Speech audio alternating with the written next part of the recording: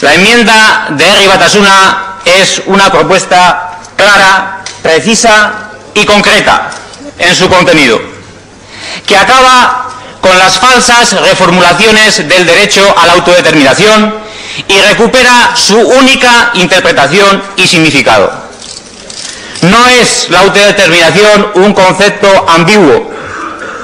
aunque partidos políticos de esta Cámara, especialmente el Partido Nacionalista Vasco y Euskadiko Ezkerra, hayan hecho a lo largo de estos años una injustificable labor para que así lo pareciera. Ustedes lo han banalizado, lo han identificado con otras consultas, electorales o no,